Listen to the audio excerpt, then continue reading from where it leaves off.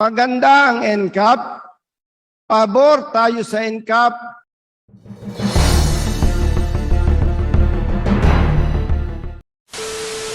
May temporary restraining order.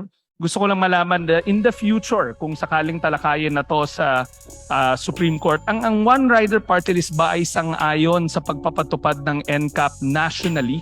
Dahil ito ay isang paraan para masugpo natin yung pangingikil, yung pang-aabuso ng ating mga traffic enforcers dahil kinukuha nila yung license at subject to may human subjectivity. Yes, Mr. Speaker.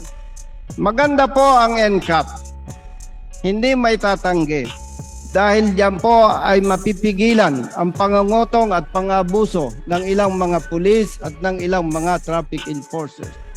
Ang kino-question lamang po natin kaugnay sa pagpapatupad ng NCAP is yung pong sistema. Ano po yung sistema?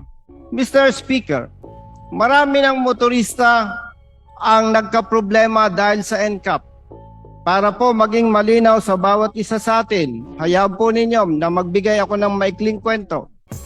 Isang rider, after several months, siya po ay magre-renew ng motorsiklo niya, ng registro ng kanyang motorsiklo. Sabi po ng LTO, Mr. X, bumalik ka muna sa lokal na pamahalaan ng Maynila. Nakalarma ang iyong motorsiklo.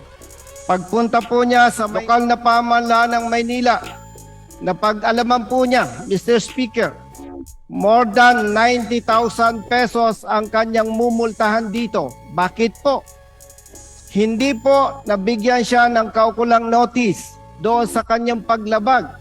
Araw-araw, Mr. Speaker, paulit-ulit yung kanyang paglabag. Bakit po nangyari ito?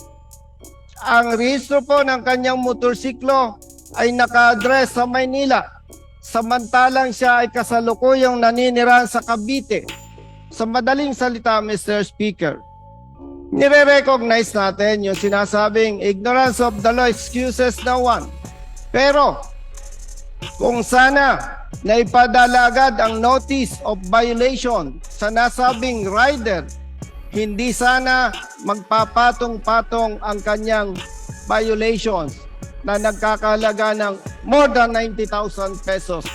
Mr. Speaker, yan po ay isa lamang sa mga halimbawa, pero napakarami na po ang nagulat dahil napakalaki ng halaga na sinisingil sa kanila ng lokal na pamahalaan. Ang punto natin dito, Mr. Speaker, maganda ang NCAP, pabor tayo sa NCAP, pero kung hindi mariresolba ang mga problema na dapat maisaayos muna, tayo po ay tumututol sa pagpapatupad ng NCAP, Mr. Speaker.